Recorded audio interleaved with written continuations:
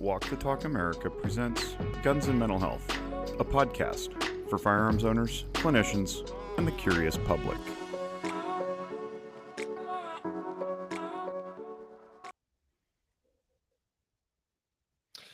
Welcome back, listening audience. Today is Friday, April 11th. You are now on the Walk the Talk America Guns and Mental Health podcast. Today I'm joined by my co-host, Kevin Berry. How you doing, Kevin? Good to be here again.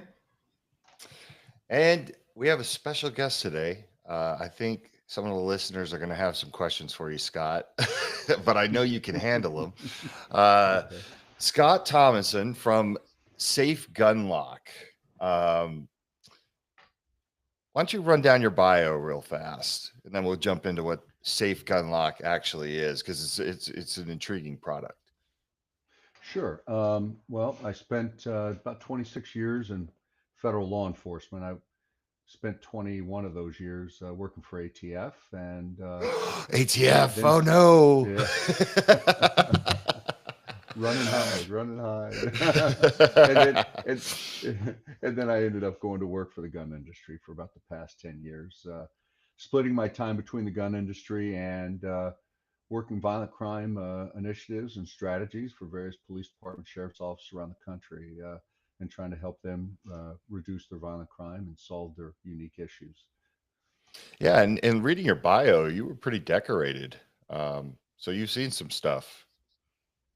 I've seen some stuff, yeah. That's one way to put it, right? Yeah, I mean, you know what people don't realize is that what makes ATF very unique is the amount of stuff you see during a career. I think people are always shocked to realize that ATF agents are in more shootings on an annual basis than all other federal agencies combined. There have been more agents killed in the line of duty than all other agencies combined, uh, except if you go to the U.S. Marshals and get back into the cowboy days of 1870, 1880, maybe, but in modern law enforcement.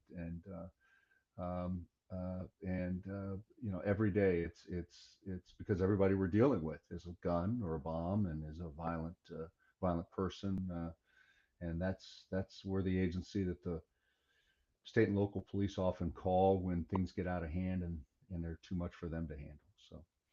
So how did you make the transition? Because we'll circle back to the ATF stuff on Mhm. those days, but I want to know how you made the transition into where you're at now. Like you said, I went from being an ATF agent to working in the firearms industry, Mhm. and now what you're doing with Safe Gun Lock, right? Like how does that transition happen? How do you end up where you're at now? Well, it's actually while on its face would seem pretty unusual, but it's actually a natural progression. Most ATF agents are gun guys, or sportsmen, or firearms enthusiasts. Contrary to a lot of belief out there, and most gun owners that we deal with are really responsible people who are like-minded. Moving from ATF into the gun industry was pretty normal. I retired as chief of firearms operations for the whole agency. So the inspectors and the inspections and the investigations all fell underneath me. And and I had a lot of great contacts in the gun industry, so I moved directly into that. Part of this also is that we've been facing a huge issue in this country with mental health, and then the access to firearms, and then when those two kind of come together, it becomes a big issue. So it was kind of a natural progression into dealing with that topic also, because it all comes down to responsible gun ownership, and responsible gun ownership is locking your firearm up. And so it was just a natural progression. So do you come across a company like Safe Gun Lock and say like, "Oh, that's intriguing. That's an interesting way to secure your firearm," or do they reach out to you because of your expertise and your history? Well, they reached out to me actually, and asked me to the founder of Safe Gun Lock is a really interesting guy. And he wanted to know what I thought. I've been watching this product since its prototype, and looking at it. And then when he finally went into production, I have to say it really kind of captured my attention because it's so unique. It is probably the best portable gun lock on the market. And I don't say that lightly. I've had every gun lock known to man, owned them, used them, but this is so unique and so different and so innovative. And it allows you to do things that other gun locks don't allow you to do. It's interesting. So where's the company headquartered? What's its history? Like, how's the trajectory going? Yeah, so it's been around for about a year and a half now. It's headquartered out of Washington D.C. That's where the founder is. Um, they've started working a lot on the mental health side, a lot with the military and a lot with veterans groups. They have a partnership with the Purple Heart Foundation, where every gun lock purchased is there's a donation made to the Purple Heart Foundation. And then they've been working with various military groups to try to work with their Office of Suicide Prevention and trying to provide a better gun lock to service members who might be in crisis or struggling a little bit. And in doing so, might help that service member get over the issues that they're currently dealing with. Yeah, I think that in society today, and it's a positive thing. I think we're seeing companies that make locking devices really tap into this is something that can be used during a time of mental health crisis, right? Like there's multi use for all of these locks, right? So whether it's to keep unauthorized access or, keep people away that shouldn't have access to firearms. That's not the sole purpose anymore. Like companies are becoming a little bit more creative in the way that they're thinking to say like, okay, this could be used for XYZ, not just unauthorized access. And unauthorized access is a huge one, right? But there are other ways to use these locks. And I think it's really cool that people are starting to think about like, hey, in a time when someone has suicidal ideation in the house, maybe this is an extra layer of protection that you need to put on this while it's inside a safe, that type of thing. Yeah, I kind of love that it's moving towards that. And do you feel like the company was always focused, like they always understood that, or is that something that just kind of? Yeah, no, I think they've always kind of started out that way and always thought that way. This company was centered around, making sure that those who possess guns, don't allow for a child to get a hold of it or somebody who happens to be in mental crisis get a hold of it. Listen, one of the big reasons a lot of people, um, they say, well, the safest way to lock up my gun is to put it in a safe. Okay, that's great. But then they say, but I got to have one or two out there because, in case I need it. And so one of the great deterrents for using a lock has been, well, if I need to get it in a hurry, I can't. It's a problem. And so what happens is everybody is so used the old cable lock here, right? And so what you do is they say, well, why would I use a gun lock? Because to use a cable lock, I have to have a key. I have to figure out where my key is because it's not going to be in the same place with the lock. And I have to have a gun that's completely unloaded because the cable lock goes through the magazine well. And so now in the middle of the night, I have to go find the key, get the key in here, undo the key, get the key out, and then I got to go find a magazine and load a magazine in. And then what people also don't realize is as this cable is running in and out of the magazine well, what happens is you run the risk of damaging the ejector. And the ejector is a little piece of metal which is designed to take force on the end, but not force this way. And if you start bending that in any way, shape, or form, it'll actually destroy the functionality of the firearm. So with that in mind, what happened was the inventor of Safe Gun Lock created a lock that you don't need a key. It goes into the barrel of the gun and then it locks into the breech. And you have these dials, which are very tactile. You can operate them in the day or the night.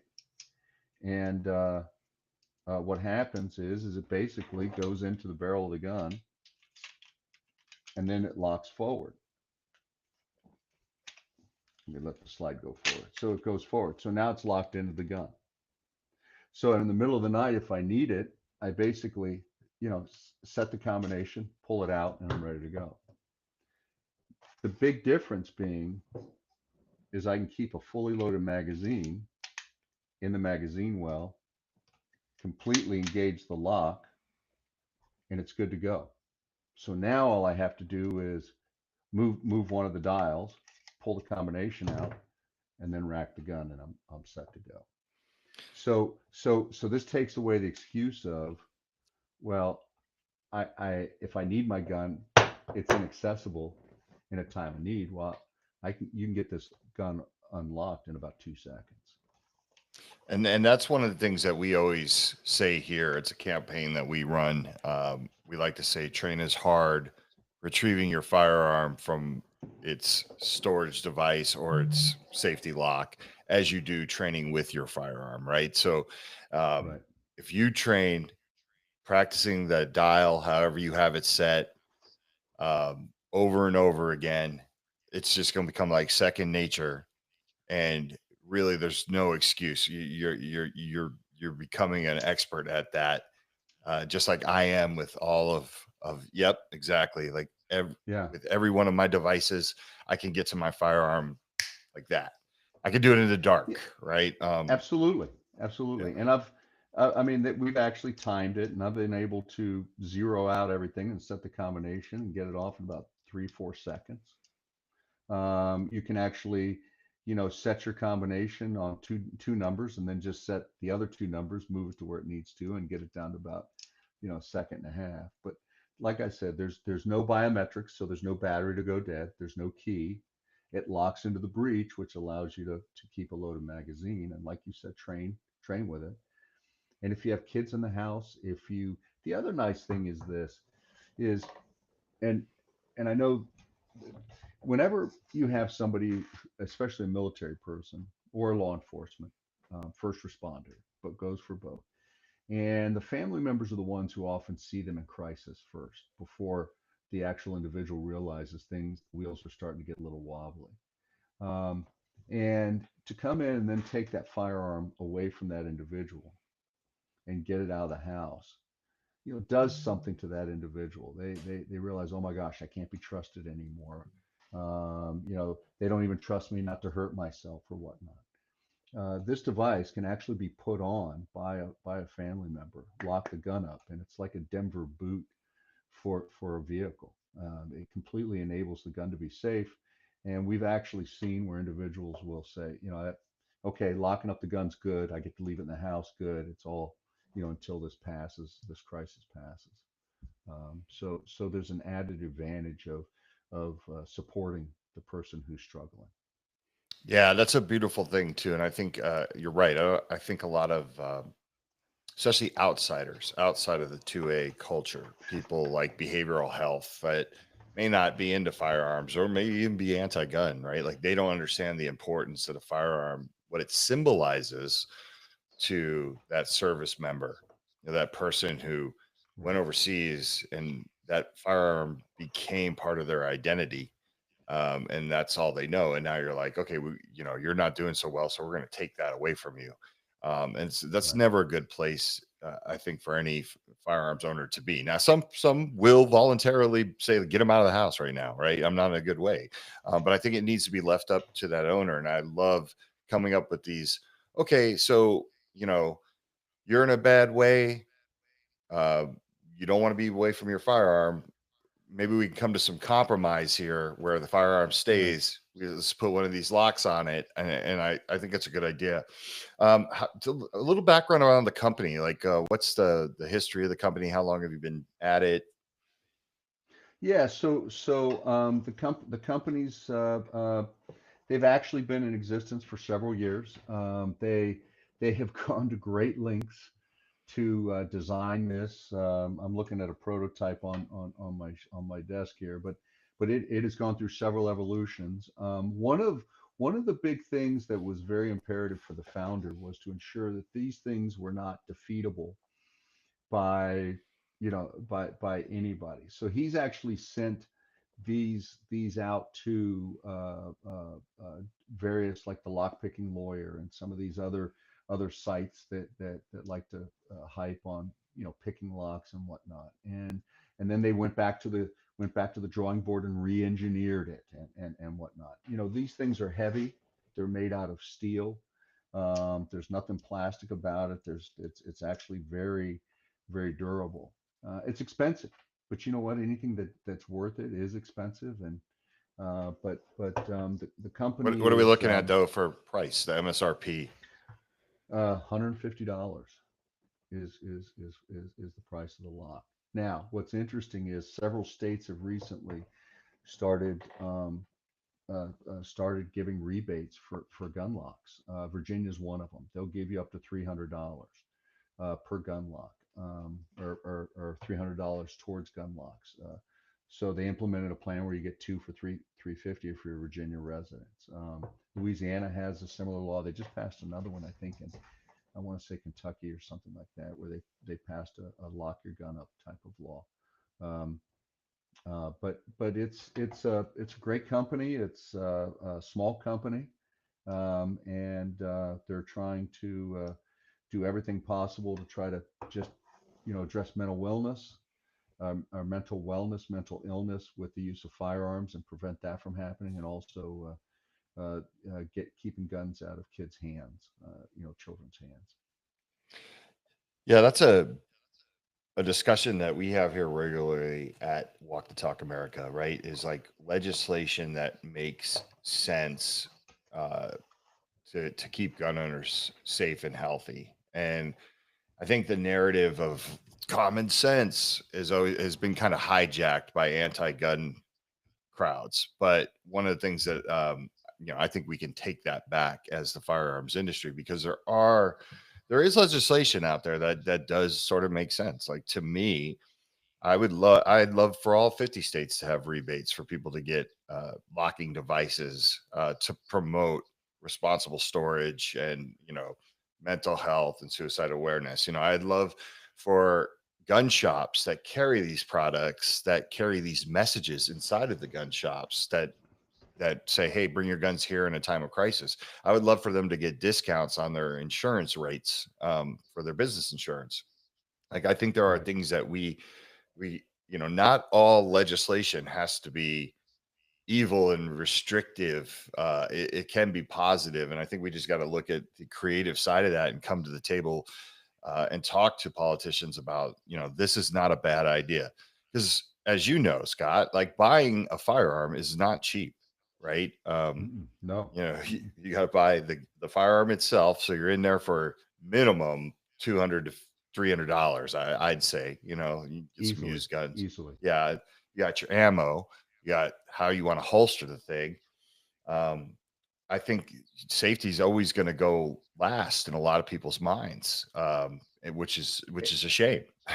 Yeah, it is. I agree it is. And what's interesting is it's an afterthought. Safety's the afterthought, right? Over the past 10 years, I've advised, consulted with various groups around the country that are trying to tackle this firearms mental health issue.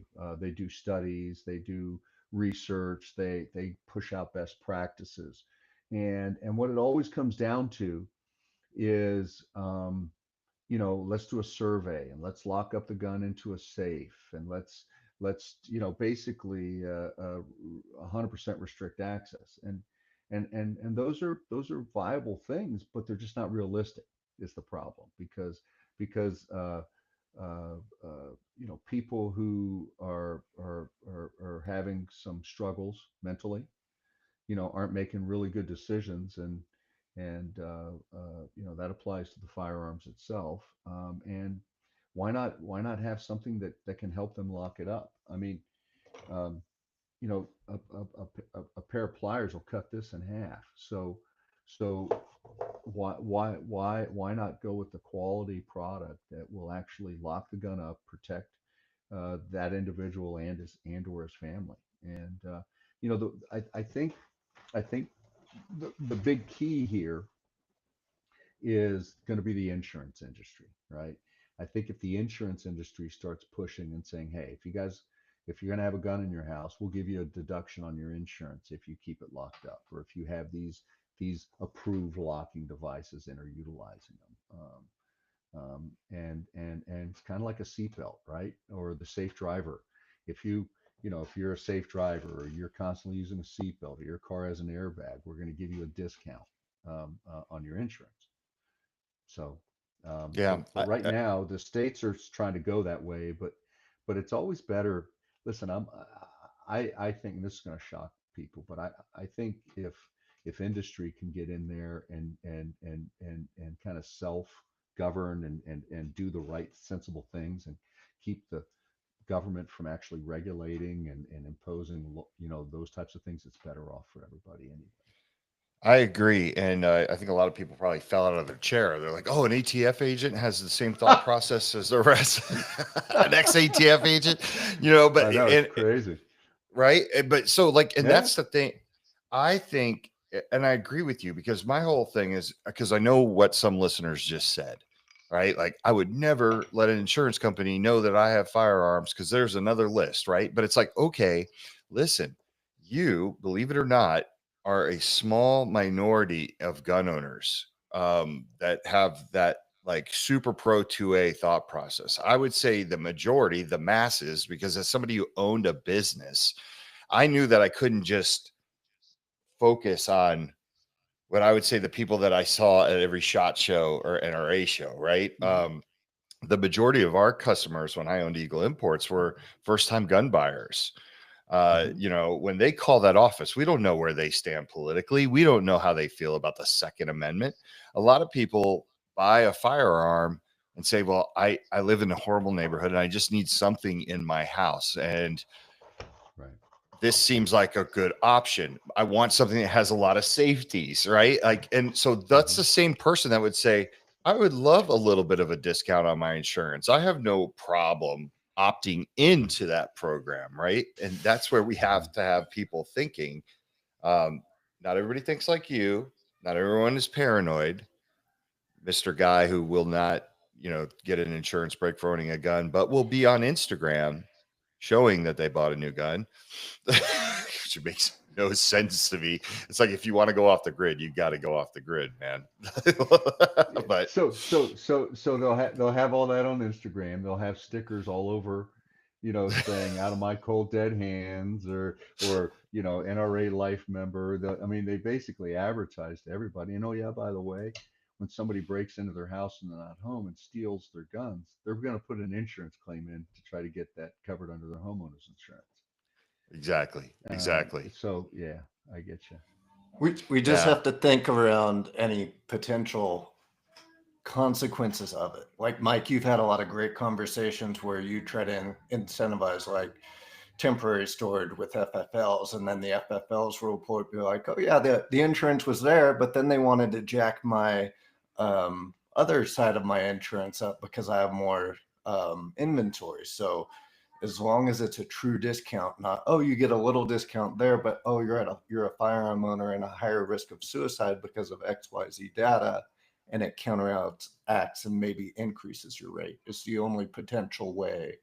I'm all for incentivizing it. I just don't want it to be flipped and used against gun owners. So what it's interesting what the state of Virginia does is the state of Virginia um, set aside $5 million every year, and they say anybody who's a resident of the state of Virginia wants to will give everybody a dollar for dollar state tax credit for a gun lock up to $300. If you can get 5 or 10 or whatever, but up to $300.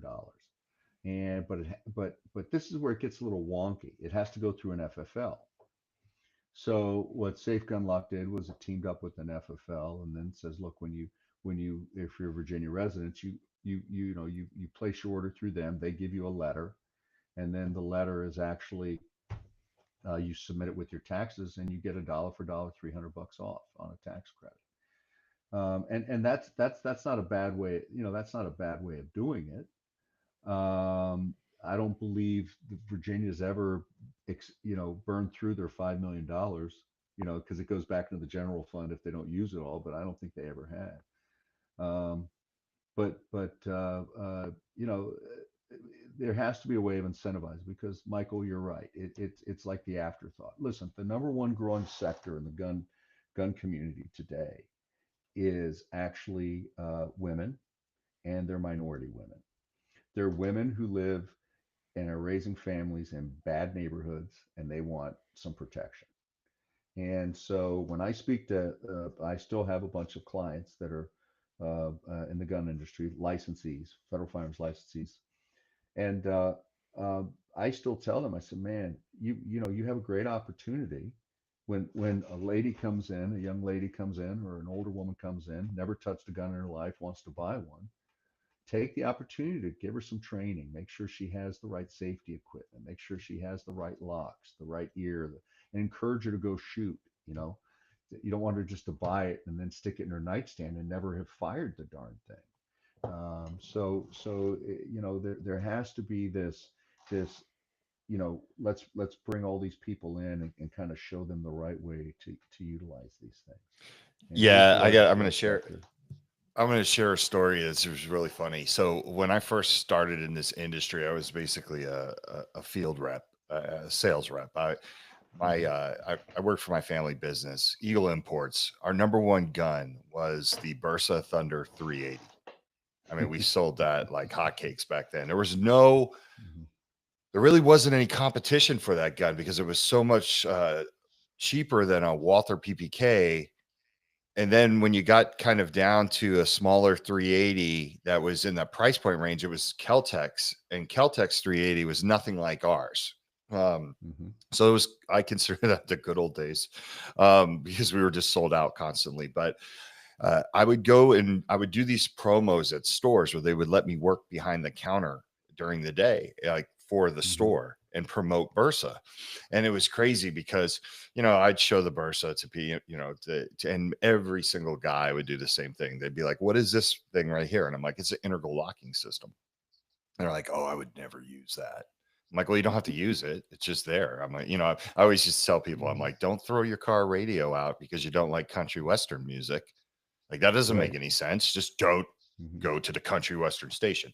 But I sold more of those Thunder 380s because of the integral locking system. Because what would happen is there would be some single mother, some grandmother, it's just a lady who wanted to get into shooting sports, and she loved the 380. It was a great starter gun for somebody because it was a little less recoil than a 9mm, a little less gun, but they could kind of get their footing.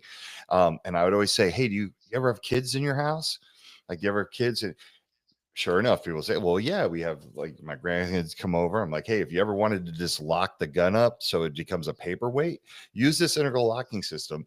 And I sold more guns like that. Sure. And if I would have listened to, Joe Patriot, like, who was hell bent to like, that shouldn't even be on there. That's ridiculous. It's like, no, you need to. There are people, they want safety, right? Like, people want to feel secure and safe. And a lot of people that buy firearms have a fear of their own firearm. Like they're overcoming that fear. And you may have convinced your spouse or your lover, whoever, I want a gun in this house, and they might not be comfortable with it. But if you could like make them feel good about it, look, I got this gun, I got this locking device that, I promise I will train with it and I will learn with it, but I will keep this thing locked when people are over. So you don't have to worry. Like, what's wrong with that? Right? Like, that's not, that's responsible. and women are smarter than we are. Let's just face it. I mean, they you know, they just are smarter than we are. They see things a lot more clear than we see them sometimes.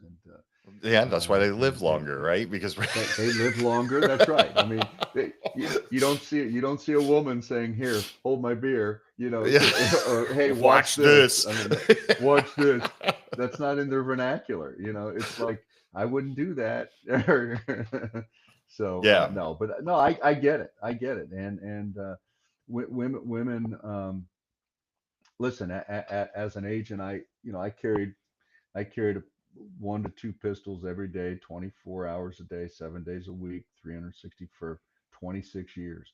And invariably, um, I would wake up and I'd find my gun in 3 different pieces around the house from where I'd come home late at night and just put it up on the refrigerator, and my wife would come down and remove the slide and remove the barrel and put the barrel here and the slide here, and I'm like, what the heck? And she goes, you were tired and I didn't want to wake you to say, hey, lock it up. So I just kind of took it apart, and I'm like, okay, don't rip it in That pieces because I need yeah. that. Yeah, that's pretty.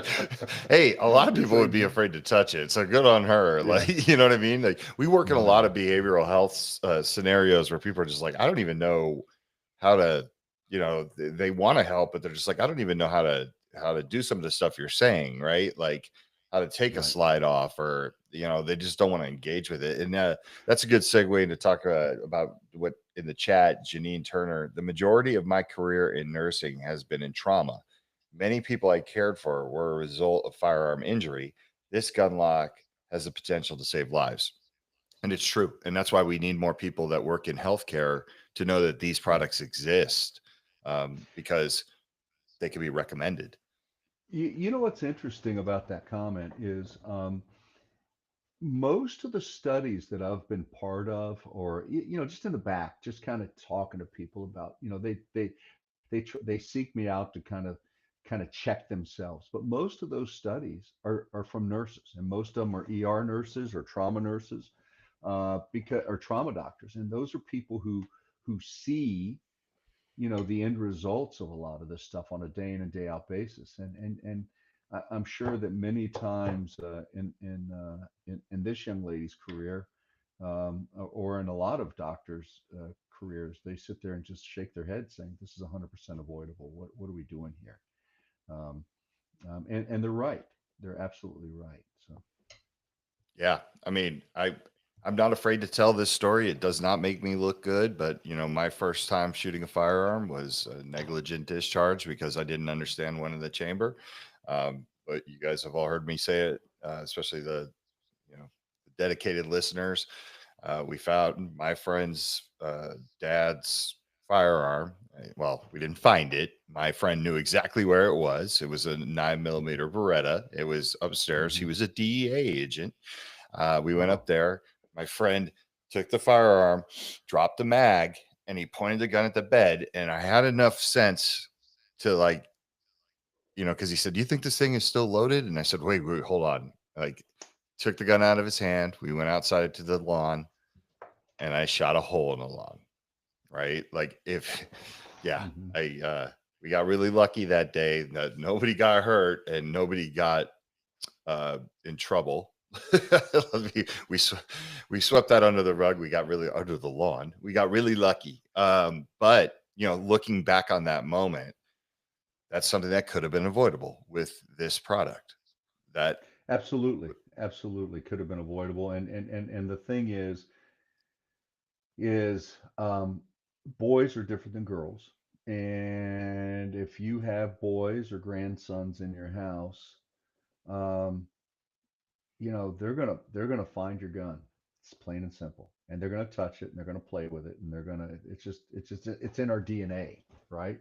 As American males, it's in our DNA, and it's gonna happen. And so the question is it gonna be locked up with a lock of this quality and caliber that is makes this firearm a paperweight, or is it going to be something that he can defeat, get the key, unlock it, and then start playing with it? Because he's not going to defeat this. And is it expensive? Yes, it's expensive. Is it the best in the market? Absolutely, it's the best in the market. Is it worth it? You're right. And I don't know anybody who'd say, eh, I'd rather spend $1.50 on this and be at the hospital or worse, as opposed to 150 on this and be sitting around the house, watching TV or something, you know. Yeah, it is expensive. We got to get creative with ways of getting people money back. I totally see this type of product as also, a lot of these suicide prevention and mental health coalitions or groups, organizations, they get grants and they have money to spend on some of those things. So I think like Right. your company developing relationships in some of those areas is, like I said, the researchers need to know that this stuff exists. Uh, you know, this year, uh, we're going to go to the research conference that's in Phoenix. It was in Seattle last year, Hmm. but one of the things that kind of light bulb that went off, because everybody there is researching gun violence, harm reduction, right? Like, Sure. but I'm like, half these people do not know about the technology and the products that are out there to be able That's right. to even suggest to their patients or their clients or anybody. And that's understandable because I tell people all the time, I said it yesterday on the show that we had somebody on. I said, I am not a golfer. So I don't know the latest in golfing technology. I don't know the products. I don't know anything. But if someone was said, "Hey, Hmm. like your new job now is to kind of sort of dip your toe into golf world," I would need somebody to say, "Mike, this is the latest. This is the Hmm. greatest. This is this." Right. You know what I mean? To Hmm. even know it exists. So we just have to do a better job of kind of promoting safety, which I think has always been put on the back burner when it comes to the firearms industry in terms of Yes. the afterthought, like. It has. Listen, I've done a lot of training of police, federal agents, people in the gun industry, people who have gun ranges, trainers, train the trainers, and on the range, and how to shoot. And we start all the way back to the basics. I mean, back to the basics. And it's funny because I don't care how often you carry a gun, whether it's part of your job or not, the training you've had in your past.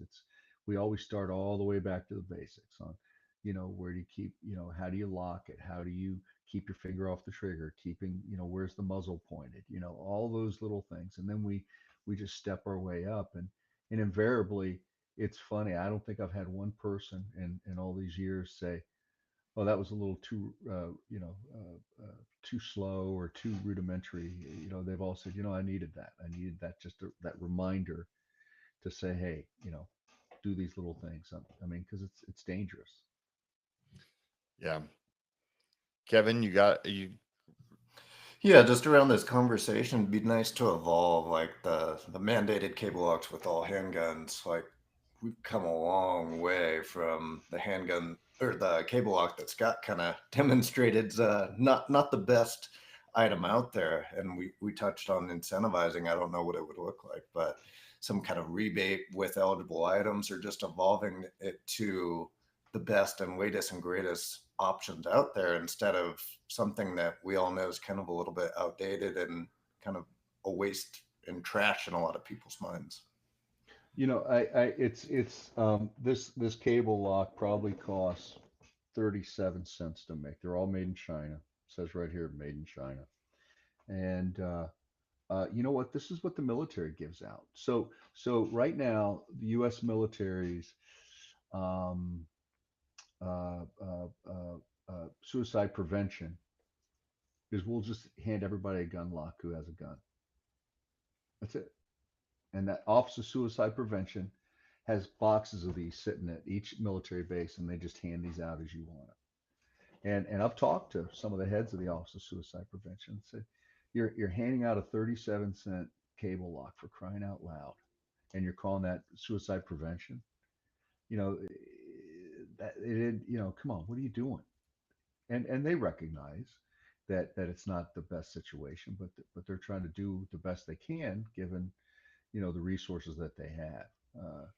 but we have, we have a problem in this country with service members taking their own lives and hurting themselves, with first responders taking their own lives and hurting themselves. And it's something that we need to be very serious about finding a solution. Look, if we can put somebody on the moon, we can solve this problem. We have to be dedicated, and we have to really want to do it, um, and address the problem. And it's not going to be one way. It's going to be three or four different ways, and it's going to be very fluid. And this may work in this situation, but it may not work in the other situation. So what are the multitude of ways of doing this? Um, so Yeah, I think Kevin and I always say the message that comes with that cable lock is more important probably than the cable lock itself, right? absolutely, Yeah. absolutely, yeah, no, Okay. absolutely. It It- goes. I know we've talked about this. You and I have spoken about this, but we've got the deeper issue here is mental health and access to firearms, and how do we address that problem, because that is a problem, and is there a way that we can address mental health with possession, use, purchase of firearms, because I think that's an issue that we really ought to try hard to figure out. So, no, I agree. What was your journey with firearms? Like, how did you grow up with them? oh, Or did you?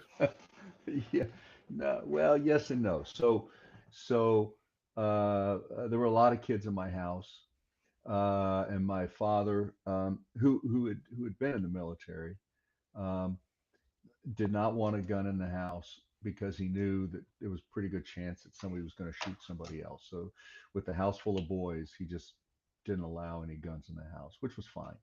Um, but at 18 years old, I bought a rifle, a used rifle, and started going deer hunting. And then I bought a shotgun, and then another shotgun. And I like to go hunting. I like to go deer hunting. I like to go bird hunting. And I've been a hunter my whole life. Um, and I never really owned a well, I never owned a handgun until I became an agent. And then, for me, um, uh, look, I always tell people, I was a sniper. I was on two different tactical teams, um, and so I've had all the training and done all the things. But for me, a gun is nothing more than a carpenter. It's like my hammer. It was a tool. It was a tool that I was very proficient at and used on a regular basis. But at the same respect, it was just part of my job. Part of the tool, part of the tools that I needed to do my job. So it wasn't. I've been more of a hunter than anything else. So, and I still bird hunt. And how did the opportunity come up to work for the ATF? I think the ATF is very I've seen it like kind of evolve over the years. Now it's kind of demonized, right? We're talking about abolish the ATF, Right. which is a rally Sure. cry. Did you hear a lot of that when you were at the ATF? Was there a lot of abolish the Oh yeah. ATF back then? Okay. Oh yeah. Absolutely. Absolutely. I was there when the NRA was doing its big fundraiser, and using ATF as the mechanism to raise money. So people could travel first class and buy expensive suits and haircuts. So The uh, suit budget is the elusive thing that Walk the that's Talk right. America That's right. needs to That's operate. If we can just get me that Wayne LaPierre suit budget, there's so much good that we could do. oh my No, God. so that's Yeah. interesting. I never, when Yeah. I first So got in the industry in the '90s, I didn't, I wasn't that, I wasn't that focused on those things. So I guess I mhm. didn't. We always worked with our local ATF agent that would drop in a few times a year and we had a good working relationship. I would say that, you know, so a lot of people. Yeah. So a lot of people don't realize. Um, the ATF is really an agency with that's bifurcated. Okay, on one hand, you have the agents, and the agents basically investigate violations of federal law. And actually, ATF is the agency that is the federal. Um, I call it the offensive line of federal law enforcement. They're the guys in the trenches. They're going after all the violent crime. It's not white collar. It's true violent crime, murder for hire, biker cases, drug cartel cases, firearms trafficking. All the ugly stuff. And then the other side of the house is the inspection side. And the inspection side basically uh, was regulating the alcohol industry, the tobacco industry, and the firearms industry. And in 2004, a lot of that went over, but they kept the firearms industry side. So there's only about 500 or 600 inspectors to inspect 135,000 federal firearms licensees. So you say, well, how are 500 going to inspect 135,000? It's statistically impossible to do that, and you're supposed to do it once a year. So what they do is they do a statistical analysis on the most at-risk federal firearms licenses, and there are certain things they look at to determine whether you're getting inspected or not. But on the law enforcement side, all you're doing is you're targeting and going after organizations and criminals. ATF. So I actually had been working for the State Department. I worked for the U.S. Department of State, and I worked in Latin America. I was actually living and stationed down in Central and South America in the late '80s and early '90s. And I decided, I really would like to, kind of stick a little bit closer to home and affect violent crime and work that a little bit. And so I started kind of doing my research, and it was a toss up between DEA and ATF. And so I applied to ATF and actually got hired. And so I was started working in the early '90s for ATF as an agent, and then working my way up through the ranks, as it were.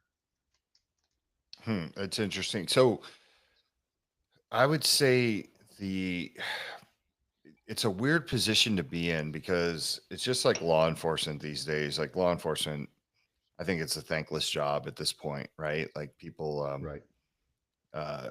people just come down on law enforcement. They don't realize like how difficult that job is and what the expectation level of law enforcement is now. Like people think they should be mental health experts. It's like, they should be trained in this, they should be trained in that. It's like there's only so many hours in a day to train people properly. And then when are they supposed to work, right? Like I always question when people say really bizarre things and they kind of are flippant about like what it takes to Right. actually get what you need. Um, but I remember talking with Colleen Noir, who is a very popular person in the Second Amendment world, right? The 2A world, the culture. I remember we were talking about the ATF one time, and he's like, "Man, you'd be shocked at how many agents like get in line for an autograph, and they're like, hey, you got a lot of fans in the ATF." And I'm like, God, what a weird space to be in because people are going to make you sort of this villain, but you're super Right. pro 2A. And you know what I mean? It's a job. And like you said, it's not just harassing FFLs and manufacturers. There's a whole other side of it where, you're going after people that are doing things that actually add to the negative outcomes of firearms. And that stuff gets used against us. Um, Right. it's a weird balance. So when it's strange, and what you got to have is a thick skin, and B is you got to, look, you're just enforcing the laws. You may not agree with all the laws, but you got to enforce the laws. And if you focus on the violence and the violent crime, it's never that big a deal, because I don't know anybody in this country who's for violent crime other than the criminals, hardened criminals. I mean, people don't know because we don't tout ourselves or pat ourselves on the back very much, and a lot to our detriment. But ATF was, to my knowledge, at this point, the only agency to have ATF agents undercover in MS-13 as members of, I mean, and taking down the organization from the inside out. it and same thing with biker investigations or other criminal, the Klan, some of these other neo-Nazi organizations. They're not afraid. Those organizations aren't afraid of the FBI. They're afraid of the ATF because they know that they consistently get infiltrated and removed by them, and they know that they're not afraid to do so. But it is a bit of a weird dynamic. I worked in Gary, Indiana, as a supervisor when Gary was the murder capital of the world, Right. and it had three of the top crime gun federal firearms licensees out of the top 25 in the country. Three were right there within the area. Um, and you know, the thing is you look at so one gun dealer in particular was the only gun store in Gary. Guess and Gary's a crappy place, and that's where everybody went to go buy their guns. And so they were just a high volume dealer. They weren't doing anything wrong. And by the way, they were selling Lorsons and Bursas and some of the less expensive firearms, a lot of Caltex, a lot of Lorsons. Um, but the crime rate was through the roof, and they we had an agent behind the counter on a regular basis. There's a great relationship. It's a weird thing because there's usually a great relationship between the agents and the gun dealers. Now they don't want to talk about that relationship. They don't want anybody to know that they're helping out. But without the help and assistance of really solid FFLs, our job would be significantly harder. Yeah, and it's funny you mentioned that because I had a relationship with a gentleman named Don from Don's Guns in Indianapolis, and he always we had talks, and he was always like, "Man, the ATF's always I'm always making a list of like places where my guns are used in crimes," and he's like, "I don't." We just sell guns like that, he's like, we sell guns on volume, you know what I mean? And it's true. Like he had successful businesses, he had these crazy commercials. He was Jimmy Hoffa's right hand man, but he was just like, of course I'm going to be on the list because of the sheer volume I do. There's no way Right. that you try to do your best, but you can look for things like straw purchases, but it's not foolproof. You know what I mean? If someone No, comes in, no. yeah, and you can't discriminate. Like you have to. If someone is checking all the boxes and hitting the marks, and they pass their background check, and they're purchasing that firearm, that's it, right? Everyone has the right to the Second Amendment. um, so it's a tough call. I see both sides of it. One question that just came in through the chat, and I want to know your thoughts about this is, how do you feel about the NICS system accessing mental health records? Um, that's a great question. I let me think about the best way to phrase this. I don't think the NICS system should access mental health records, but but I believe and I know that there are certain and for your mental health professionals, if I use the wrong term, please accept my apologies ahead of time.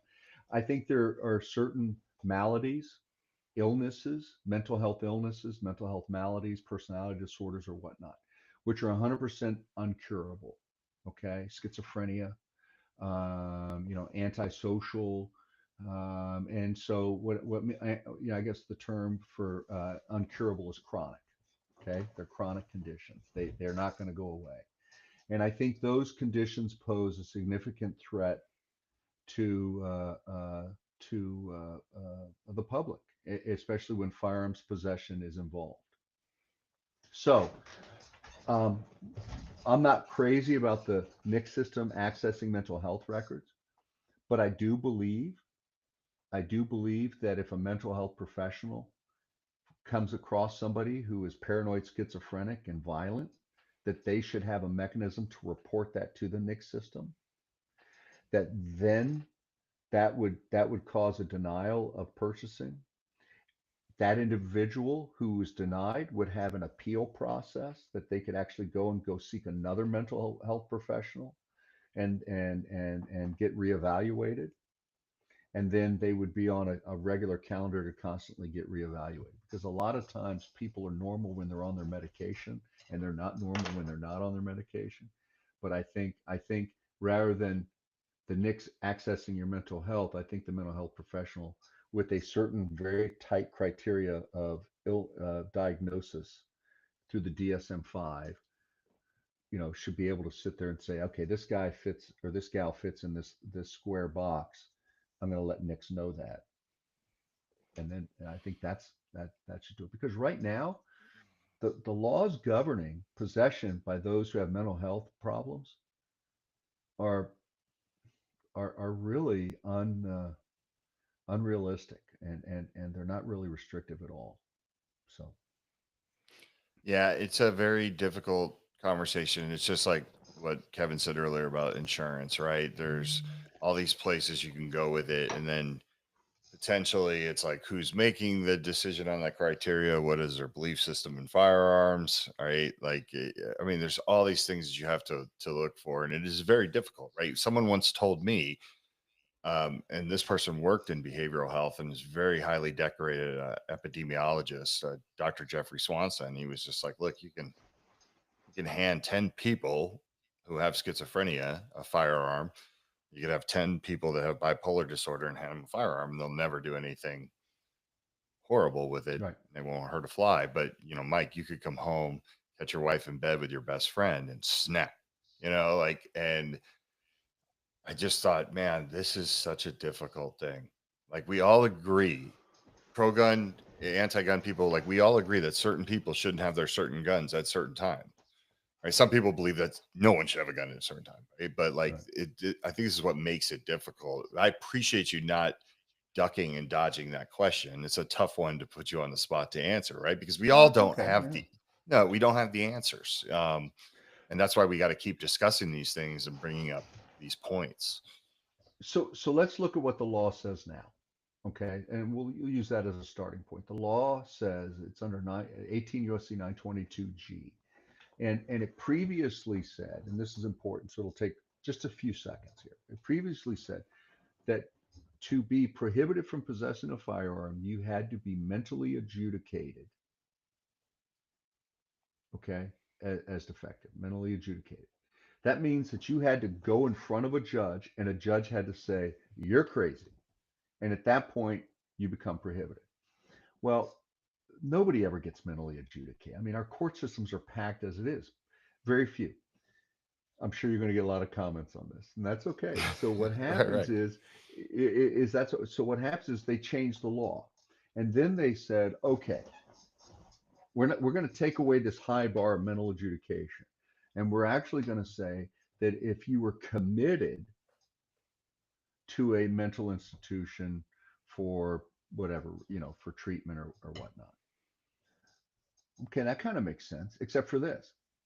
If I go and check myself in to a mental facility because I'm feeling crazy or I'm going to hurt myself or others, that's not prohibiting. So self-surrender to a mental facility is not a prohibiting factor. In fact, it specifically says it is. I have to be committed. So they took this mental adjudication by a judge, a court, and they just took a half step back and said, well, if a mental profession, if a doctor says no, you're crazy, you need to go in, there you go. And you have people in this country right now who are under Social Security benefits because they're mentally incapacitated to do anything, who are getting state benefits, yet they can go out and buy and possess guns all day long, but yet the state's paying them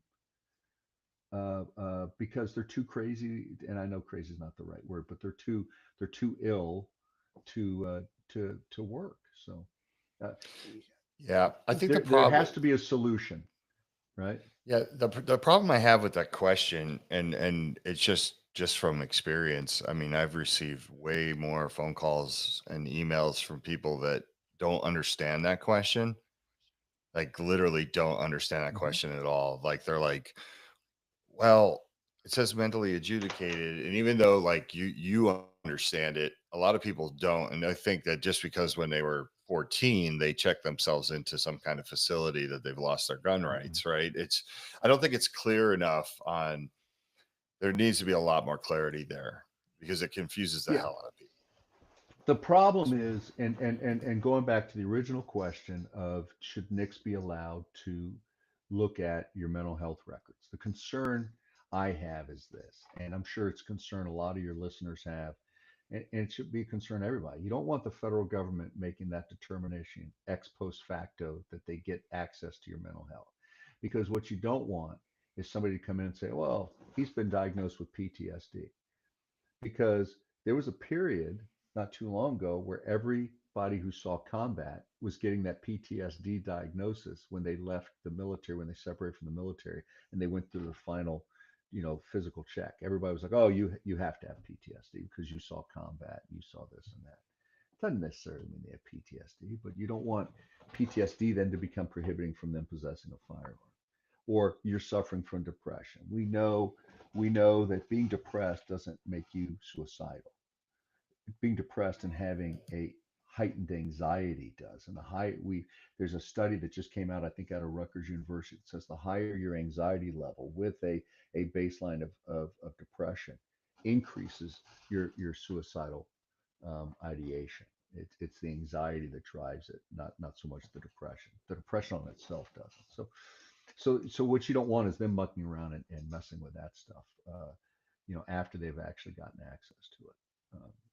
So You touched on like the re-examining and that. It just seems like nobody wants that call on their plate. I know Mike and I, we've hearing conversations with like FFLs taking in temporary storage for gun owners' firearms, and a lot of them don't want the responsibility of, oh, you gave this firearm back too soon.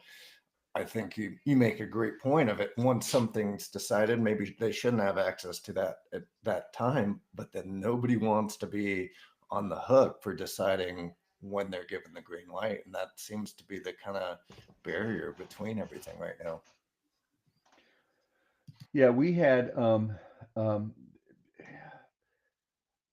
there was an incident one night where I got a call from a police officer who stops a van on the interstate, and he calls me from the roadside, and he had the husband was in custody, and he was a neo-Nazi.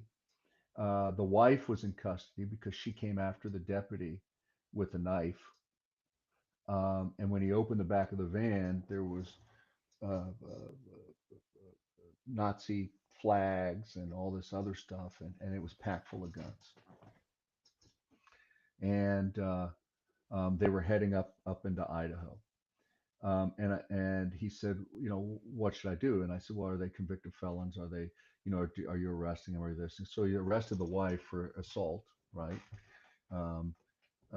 But he said, what do I do with all these guns? The husband just wants to leave the wife, take the guns, and go north. I said, take the guns.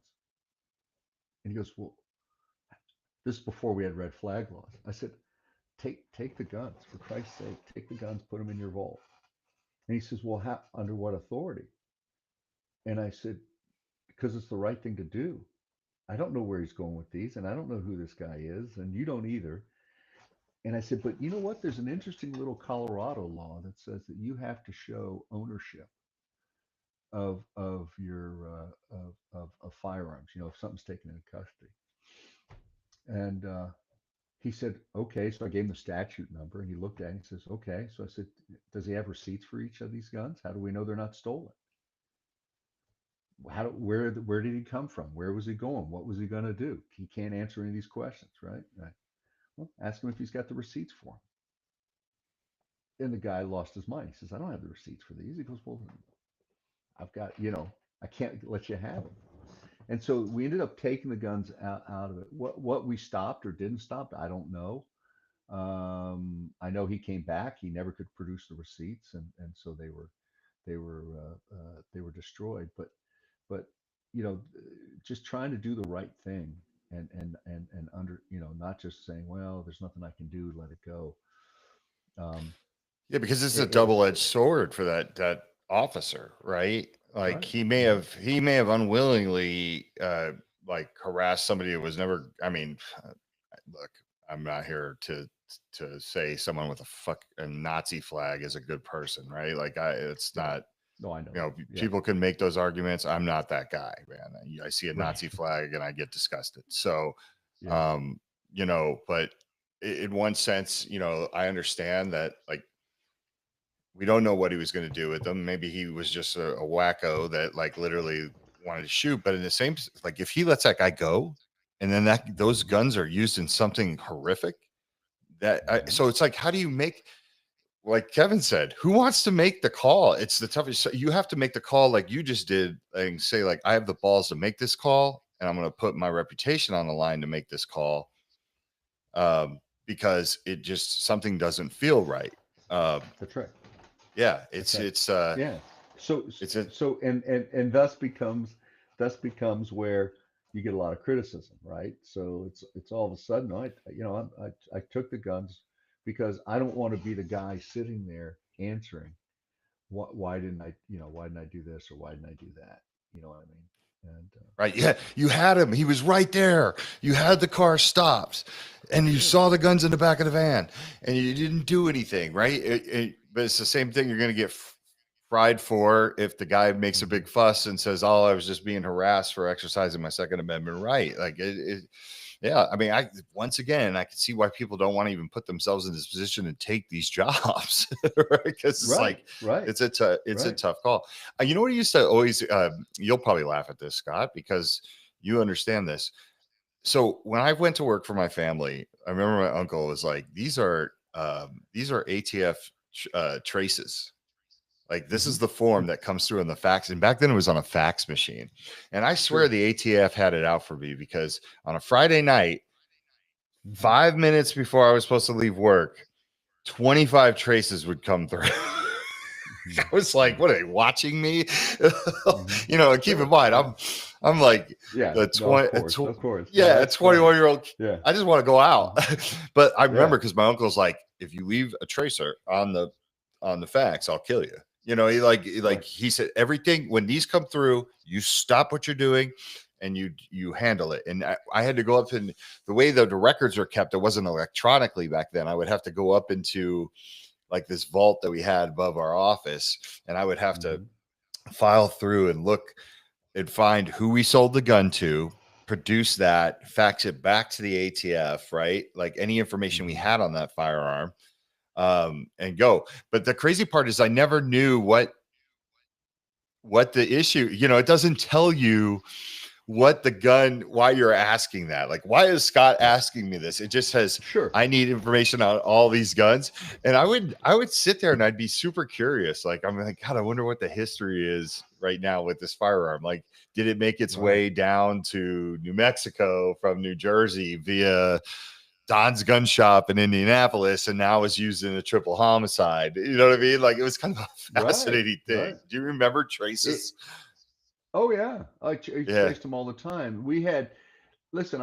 We started our investigations a lot of times by looking at the traces. So, for instance, we had a bunch of guns that were bought in Colorado that were being recovered in shootings and armed robberies in New York City. We had guns that were being bought in Colorado that were coming up in crack houses in Chicago and Gary and East Chicago and Whiting and Calumet City.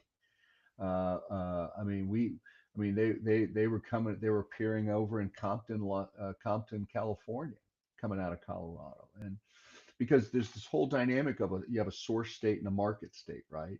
Your source state is Indiana's a source state, okay, because it has really lax gun laws, and then you have a market state which has really tight, which is like Illinois, like up in Chicago or New York or some of these others. But some of those traces.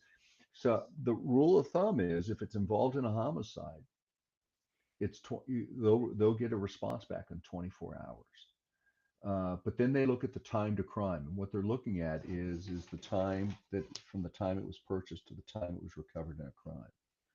The average time to crime for all traces is 11 years. So what they do is they focus on the ones that are 12 to 18 months. So if you buy a gun today and it's used in a crime tomorrow or in 6 or 12 months, that you're close, and that's what you're looking at. So a lot of Yeah, those it's traces you're running, who knows? Who knows what they were for? yeah, it was fascinating. Like I said, it's weird. It's like the only person that I've ever heard like say that their position, their job was very similar, and I'm not even comparing like me doing a trace to what this person said was one of the 911 operators we had on the show one time. And she's like, Hmm. we take the call and we are walking through somebody and it could be their darkest moment. But once we hang Hmm. up, we're out of it and we're on to the next call. Right. And Right. she was like, and sometimes, she's like, I'd run into a police officer and I'm like, what happened on that call? Like, was that like the worst call ever? And they're like, oh, it was nothing. And she's like, really? That was nothing. Right. Like, and that's kind of felt like I never got resolved from Sure. sending the Yeah. information. No, but I would sit there and I'd be super curious. I'm just like, okay, this gun we brought in 1989. Like, I wonder where it is right now.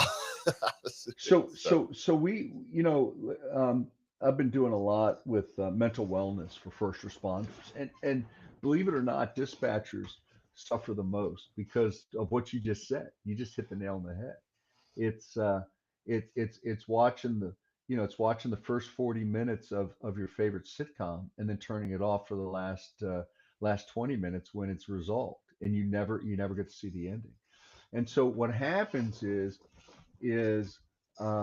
you see, and this is a problem that a lot of people have, is um, for military personnel and for first responders, often the guys who are right in the middle of the action, okay, bullets are flying, they're running and jumping, they're shooting back, leads going back and forth. Those guys are often okay. The people who have the hardest time are the people in the periphery, the support, the people who were part of the unit but not part of the shootout. They're in a different area. They could hear it on the radio. Not the people in the middle of the action, but the concentric circles outside. And the further the circles get, as long as they're connected, they seem to have the hardest time with coping with a critical incident. And the reason why is their imagination's working. Oh my God, what would I have done? How would I have handled this? Oh my God, what's that? And I can't tell you how many times I've been involved in a shooting that I looked at the guy next to me going, they were shooting at me. What the hell what are you worried about? You know what I mean? It, let's go eat a hamburger. And they're like, were so you it's, always good at processing it like that? Or it oh was yeah, like the first yeah. time you were involved in a shootout where you're like, what the? No, no, it's always good. It's just preparation. You It's just think that's what it preparation. is? Because No, I would say, like, Mike. a lot of people could prepare all they want, and then it's like Mike Tyson. Everyone has a plan until they get hit. Yeah, or they see an ear that looks pretty tasty, Right. yeah, but no, I think it's just who you are as an individual. To be honest with Right. you, Like, I think that there's a preparing is one part that you thing. have to be sort of built for that. You know what I mean? That's right. It's like when That's right. like Saving Private Ryan, right? Tom Hmm. Sizemore's character would never flinch when the bombs were going off. Right. Remember that? Like, everybody would like Right. flinch and he was just like Hmm. walking normal. Like, I think that's just some people are built a certain way. Um, Right. yeah, it's I think. interesting. Well, Yeah. Go ahead. no, go ahead. No, I was going to No, say I agree. yeah. Yeah. Well, Kevin, what are your thoughts? You've been quiet today.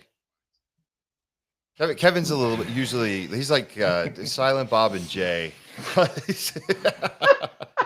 Silent Bob.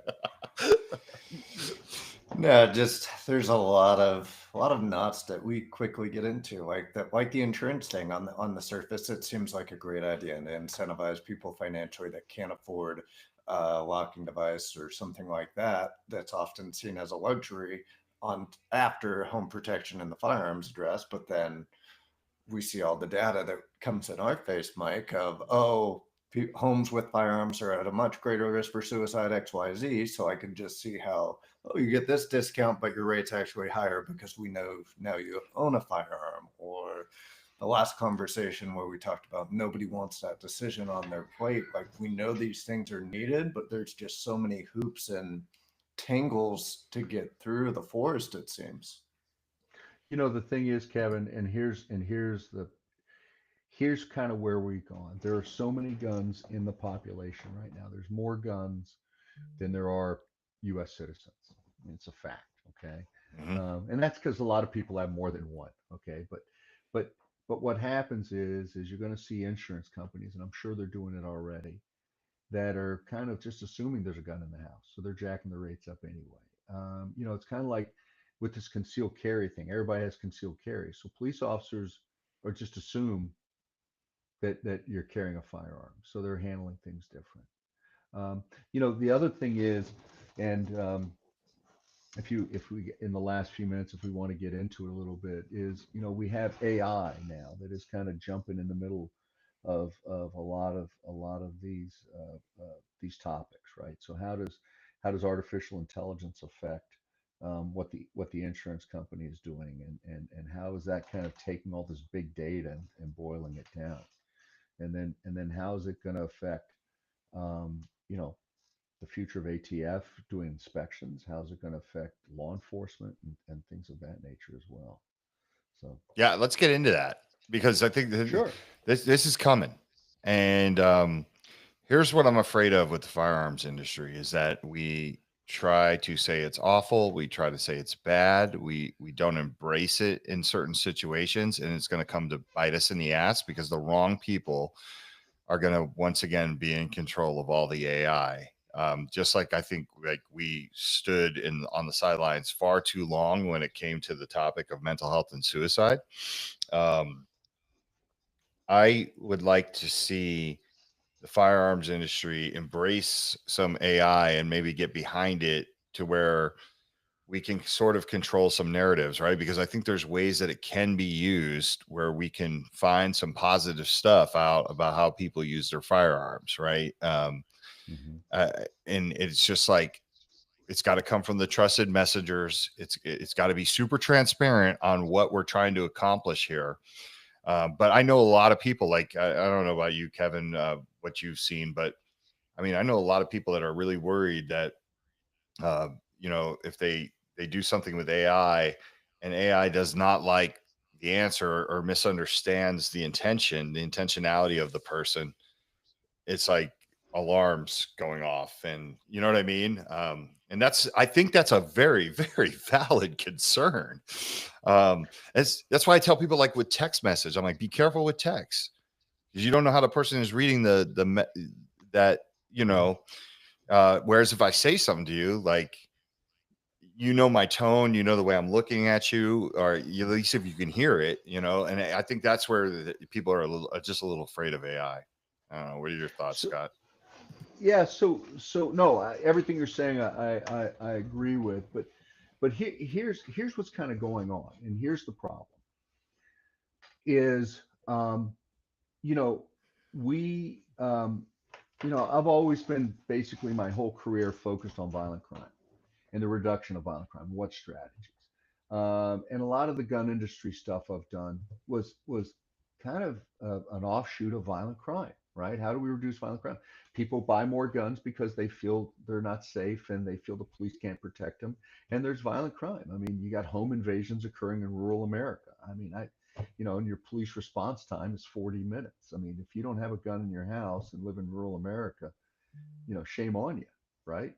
If you're a single gal who lives in BFE and on a farm, if you don't have a gun, well, we know they do. So let's look at the core problem is violent crime. So here's what's kind of happened in the past 10 years. So the average homicide rate was about 6 per 100,000, 6.2 per 100,000. It's remained the same. And since everybody's been looking at this since the early 1900s, we're solving about 62%. This is national average, 62% of the homicides. Um, uh, that's our clearance rate. Well, and it's usually been around 40% on sexual assault. What about 10 years ago, and we kind of touched on this earlier, because, you know, policing is not an easy job, and it's gotten a lot harder since I've left. And the guys and gals who are doing it are so hamstrung that they can't, they're so restricted in everything they do.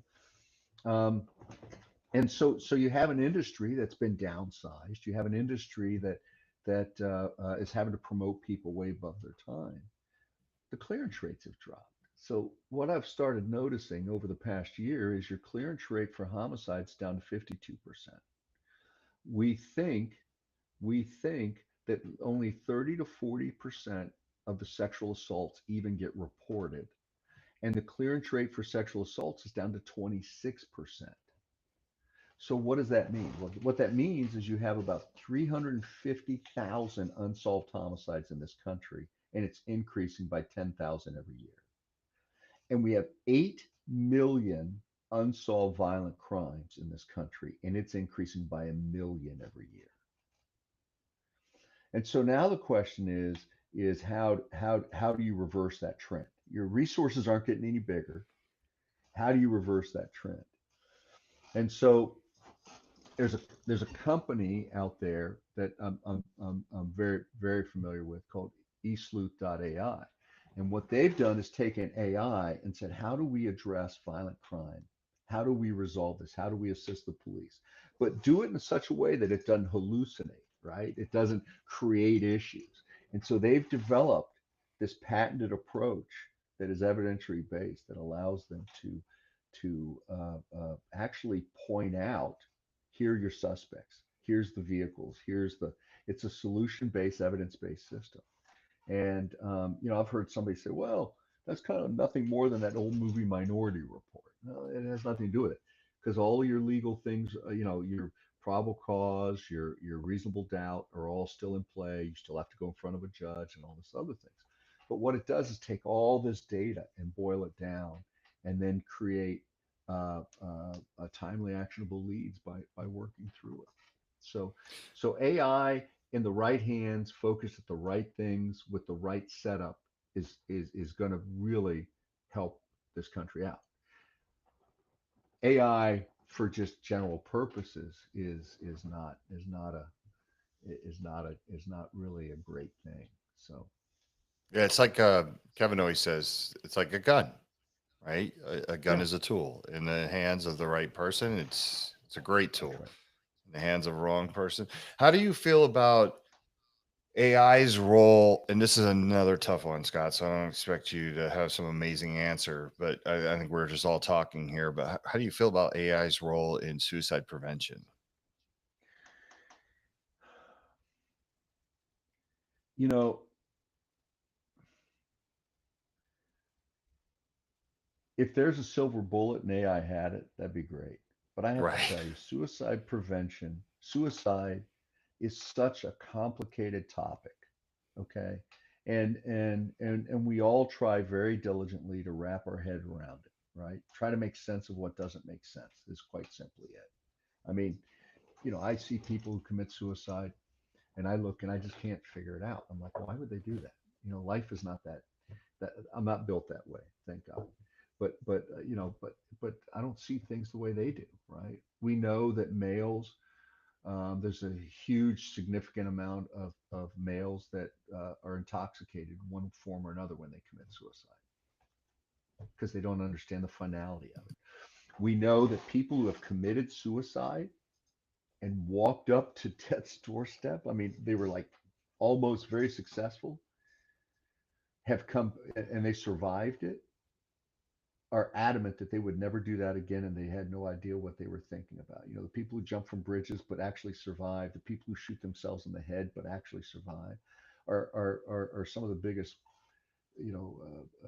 messengers out there saying, "I would never do that again." Well, I don't know what I was thinking. That was the most horrible thing. I know people who have overdosed on fentanyl, who came out and were completely changed people, because after their heart stopped 6 times and they got it going on number 7, they were convinced they were at the place below, not the place above, and they don't ever want to do that again or go there. And so AI and suicide prevention, I don't foresee it. I mean, we know it's like cancer, right? Everybody gets cancer for different reasons. It's because you know genetics a lot of times, and why you can smoke 2 packs a day and live to be 105, and I can smoke 3 cigarettes and I'm dead with lung cancer in a week. So there's too many variables out there for AI to get involved. There's not Yeah, enough data. yeah.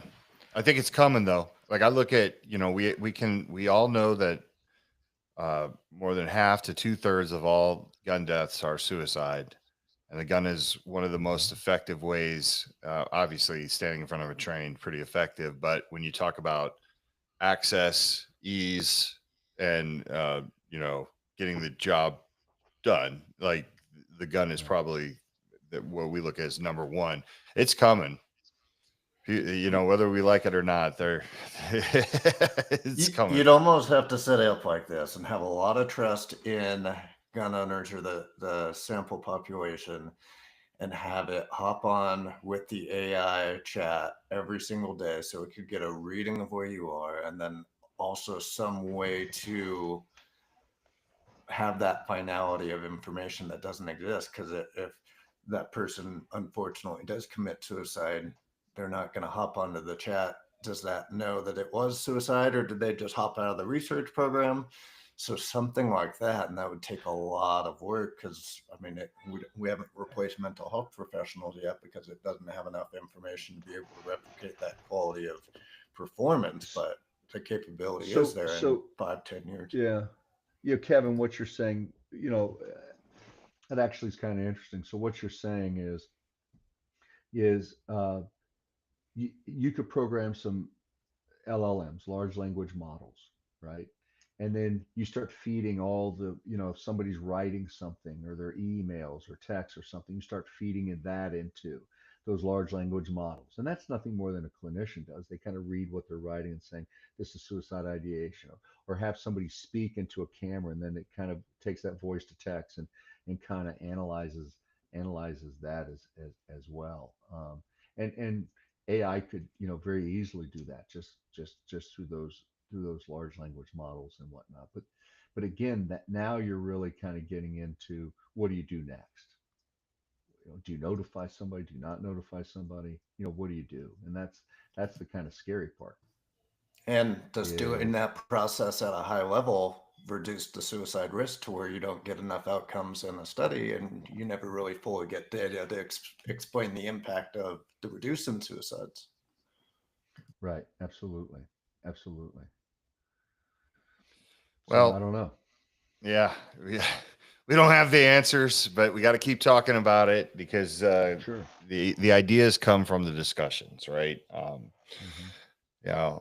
I want to thank you, Scott, for coming in today, and thank you for not dodging any hard questions. I think, Oh, thanks for having me. I appreciate it, and I want people to understand that every negative outcome of a firearm will be used against us, the Second Amendment people that are listening. So I think it's up to us to police ourselves. It's up to us to look to technology, embrace it, own it, control our narrative, and really reach out to the rest of the world and say, like, this stuff is available and we back this stuff, and this is the stuff we recommend. And I truly believe that Safe Gun Lock is a great product, and I want everyone to go to safegunlock.com and check it out today. And where can people find it? Just on the website? And is it on Amazon? Is it No, it's not on Amazon, but you okay? just go on the website and go to safegunlock.com, and they'll be able to grab it. And if you're a Virginia resident, there's a Virginia resident page, and you get it for free. And if you're part of some of these other states, encourage the similar program.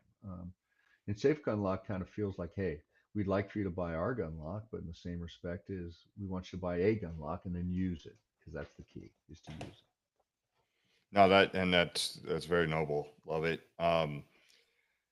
How can is there social media links? I don't want to forget anything. I want people to be able to find you however it is. There's a link. I think it's on LinkedIn. I think it's on Okay. Facebook as well. Um, but yeah, no, there's LinkedIn. There's a Facebook. In fact, I think they're doing a Facebook campaign now where you can actually capture and get a hold of it. Just find it and like it and follow it and all those other social media things that you do.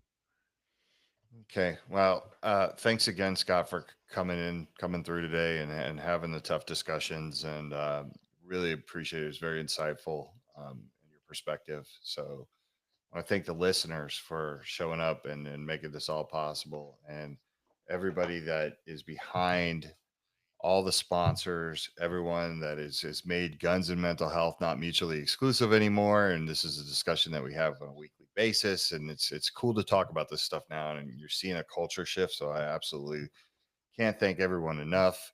Until next time, we wish you all better mental wellness.